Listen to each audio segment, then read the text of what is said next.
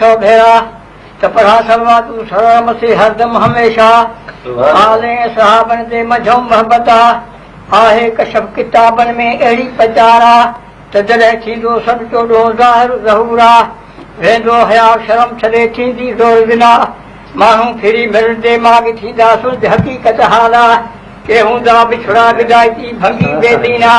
के जाहिल पर्दा जग में के हूंदा हैवाना के पुछाईंदा पाण के वाजिब वडेरा सुभान अल्लाह के सैयद पाण में हूंदा दाइम दुश्मना सुभान अल्लाह आप पंहिंजे भाव खां थींदो भॼी बेज़ारा सुभान अल्लाह जो न सहे कबे खे तोड़े हुजे अदीरा इबादत न कंदा अल्लाह जी मुतलका मूरा औलाद अमर जाम जी हूंदा बिल्कुलु बेदीना के रद में रुधी वेंदा के शिया शोख तुंहिंजा राह रहबर रसूल जे में पापी पेर न पाईंदा के हाजी हलंदा हजन ते वठी वञनि गाराया के मिरी मसीतनि में लिखंदा तड़ियल तावीज़ा हाणे वे सवगा दरवेशंदा ॿुधो अहिड़ा त हथ जे ती चुंडई मथे मतदा हिकु हथु कपिड़े जो रखंदा पंहिंजे मथे उता भाड़ा आदमी निर्तो नादाना जुती न पाइनि पेर में रोई न लिङनि मथां माण्हुनि जे मर खे गनीमत ॼाणंदा औरत जे आवाज़ खे घणो पसंदि कंदा पर मूं जे करीम जे वेझो न वेंदा मोहबत खां मौला जे हूंदा काहिला जे वटि सॼियूं रातियूं तन लाइ बिशारता त इन लज़ीन यख़शौन रब्बहिम बिलग़ैब अहिड़ा उञारा जेसी न कोई नफ़्स खे तेसी मिलणु मुश्किल आहे उते कमी नफ़्स जो न मनफड़ हूंदा जो आहे शिरकत सभे परे मुठल भरदूला कहिड़ी रो कुफर में न दसना दाना पुर परवरदिगार जो ज़रूरत रहमाना मोहबत रिय मुयसर न थिए हीअं सी सुझा अश्क जे आराह में सूर्य से विंदा मंसूर जे आबाद में काहे से सौदा अलेस्की लाद यारो कमा सवेले मन में मच मचाए हाणे कया ॻाल्हि हरी सापुण सुणे जा अची फिरको फिरंदो आगे जे अमरा कल्हो रोकूत थींदो निसोरो लादाना पवंदा घणो रस में माराईंदा मक्तला पोईंदी क़ौम हिकिड़ी मग़रब जे पारा आतशबाज़ इंसान से भूत हूंदा भोलिया कंदा केतिरियूं हज़ारे हुनरा कंदा जंग अज़ीम घणी मजदी जे इशारा हज़रत सुलेमान जे तख़्त खे कंदा बेताज़ीमा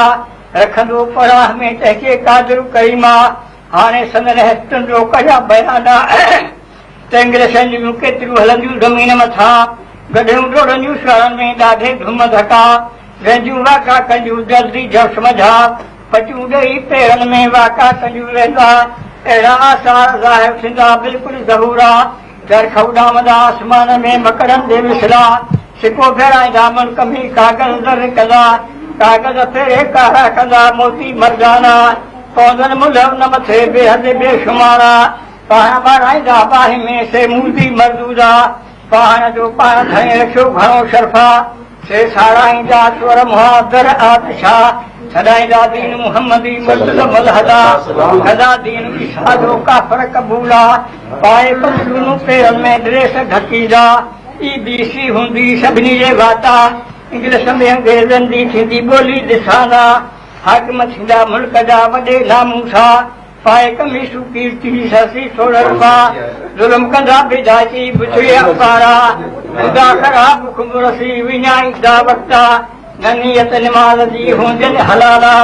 ज़कात में ॾींदा माल जी पापी पलीता सबबु हुन जो पधरो हूंदो हरामा